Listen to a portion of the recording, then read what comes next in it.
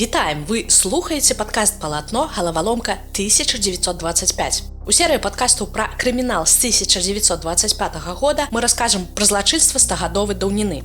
Гэтым разам мы будзем разбірацца ў самым гучным палітычным працэсе таго году, судом над беларускімі партызанамі, якія нібыта хацелі падняць паўстання на ўсходзе Польшчы і стварыць беларускую дзяржаву. Ці сапраўды была арганізацыя, якая планавала паўстаць супраць палякаў? Ці гэта была вялікая гульня, у якой беларусы былі звычайнымі пешкамі. У красавіку 1925 года ў Гродні пачаўся вялікі працэс, які ўвойдзе ў гісторыю, але дагэтуль застаецца малавядомым у сучаснай Беларусі. Тады на лаўцы падсудных знаходзіліся 72 чалавекі. Усіх абвінавачвалі ў змове, якая павінна была змяніць палітычную мапу ўсходняй Еўропы. Сярод тых, хто нібыта задумваў паўстанне і быў яго кіраўніком, у гродзенскім судзе не прысутнічаў. Яго звалі атаман Вячаслаў Разумовіч па мянушцы Хмара. Але спачатку пачнём з падзей, якія адбыліся на судовым працэсе, чаму гэты працэс увогуле стаў магчымым.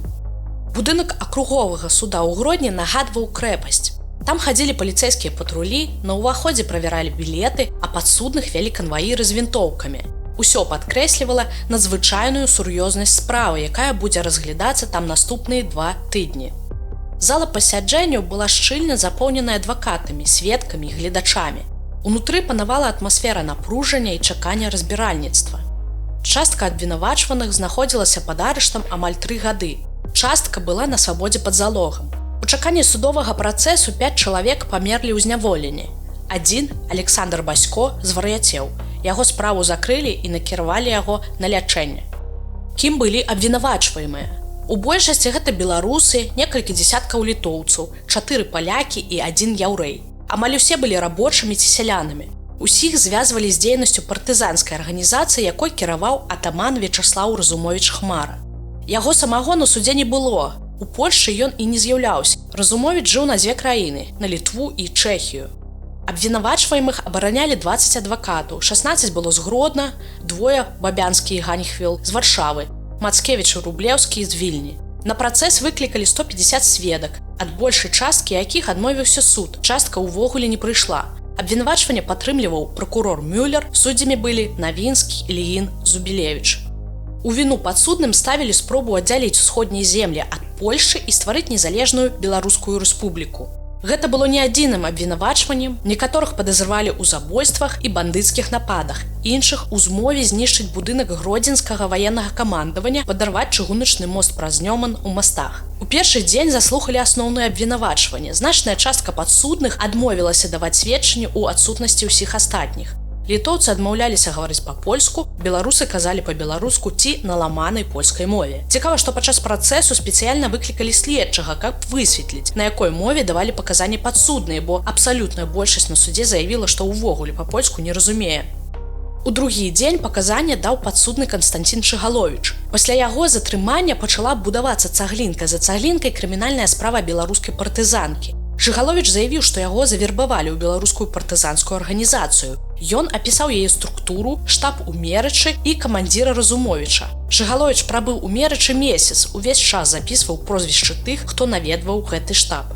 Іншыя падсудныя, у тым ліку Адаменій і Уладзімір Бортнікаў, якіх здаў Чыгаловіч, абвяргалі датычнасць да арганізацыі. Больш за тое, яны заяўлялі, што ў Мерычы ніякага партызанскага штабу ўвогуле не існавала, а беларуская моладзь хадзіла туды, каб запісацца на працу. Адаменій і Бортнікаў падкрэслівалі, што далі прызнанне ў паліцыі падчас катаванняў.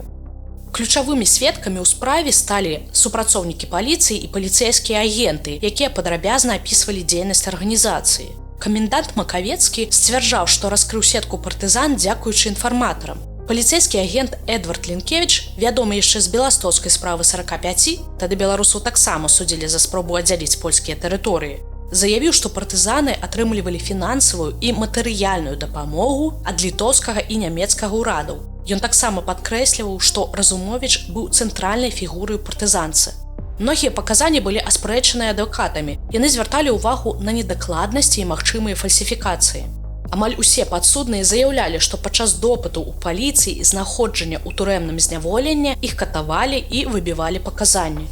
Цікава, што падчас працэсу ніхто з абвінавачваемых не ўцёк. Былі адзінкавыя выпадкі, калі хтосьці не з'яўляўся ў судзе, але потым прыходзіў. Адна жанчына, якую абвінавачвалі ва ўдзеле ў беларускай партызанцы, некалькі дзён адсутнічала на працэсе, бо ў яе хварэў дзіцёнак.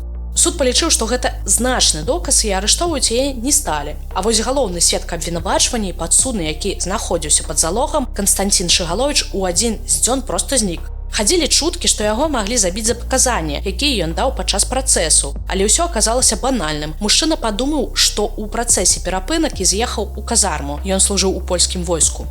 Падчас судовага працэсу сутыкнуліся два супрацьлеглыя погляды. У адным выпадку абвінавачваемых паказвалі як злачынцаў, у другім яны паказваліся ахвярамі рэпрэсій. Асоба Вячеслава Разумовіча выклікала асаблівую цікавасць. Некаторыя сведкі сцвярджалі, што ён быў сапраўдным лідарам, які натхняў людзей на барацьбу за беларускую незалежнасць. У той час іншыя бачылі ў ім небяспечнага змоўшчыка. Судовы працэс працягваўся амаль 2 тыдні. 32 падсудныя былі апраўданыя. Астатнія атрымалі розныя тэрміны. Найбольшы тэрмін, 12 гадоў зняволення, атрымаў Леанард Казюкевіч, якога прызналі вінаватым у забойстве ў складзе банды падчас нападу на сялян Александра Сяргейчыка і Віцэнта Язэпчыка, якія меркавана былі паліцэйскімі агентамі. Уладзімір Бортнікаў, які быў ад'ютантам атамана Разумовіча, атрымаў тэрмін зняволення ў 6 гадоў. Адаменя і Пералайка селі ў турму на 4 гады. Іх прызналі вінаватымі ў змове аб знішчэнні штабу вайсковага камандавання ў Гродні. Астатніх абвінавачваемых, якіх прызналі вінаватымі, асудзілі ад 1,5 да 3 гадоў. А ці была змова? Цалкам верагодна, што справа Разумовіча была перабольшаная. Паводле сведчанняў падчас судовага працэсу можна зрабіць выснову, што беларуская партызанка выконвала задачы, якія былі выгадныя Літве ці проста займалася лакальнай барацьбой. Разумовіч мог сапраўды планаваць стратэгію па стварэнні беларускай дзяржавы з апорай на падтрымку Літвы і Германіі. Аднак без масавай падтрымкі насельніцтва і кансалідацыі рэсурсаў планы маглі заставацца больш марамі, чым рэальнасцю. Разумовіч мог выкарыстоўваць ідэі незалежнасці для забеспячэння падтрымкі ад замежных дзяржаў, але не меў рэальных планаў для яе рэалізацыі. Хутчэй за ўсё, дзейнасць Хмары магла быць накіраваная на прасоўванне ўласных інтарэсаў у межах супрацоўніцтва з Літвой. Абвінавачванні ад польскіх уладаў у змове маглі быць звычайным палітычным інструментам для нейтралізацыі лідараў беларускага нацыянальнага руху. Польскія ўлады маглі выкарыстаць Разумовіча як сімвал пагрозы, каб узмацніць кантроль над заходняй Беларуссю. Бясспрэчна, што Разумовіч і яго атрады былі інструментамі літоўскай палітыкі ў адносінах да Польшчы. Літоўцы хацелі аслабіць польскі кантроль у рэгіёне. У нейкі момант у атамана Разумовіча было падначаленне некалькі тысяч чалавек, але ў арганізацыі ўсё роўна былі абмежаваныя рэсурсы і складанасці з каардынацыяй дзейнасці ў такім маштабе. Сапраўднае паўстанне і стварэнне незалежнай беларускай дзяржавы было малаверагодным сцэнарыем. Тым не менш, дзейнасць Разумовіча, хоць і была па сутнасці сімвалічнай, выкарыстоўвалася для стымулявання ідэй беларускай незалежнасці. Пытанне пра тое, якой была дзейнасць беларускай партызанкі ў сярэдзіне 20-х, адкрытае для абмеркавання. Дзякуй, што паслухалі гэты эпізод падкасту «Галаваломка 1925».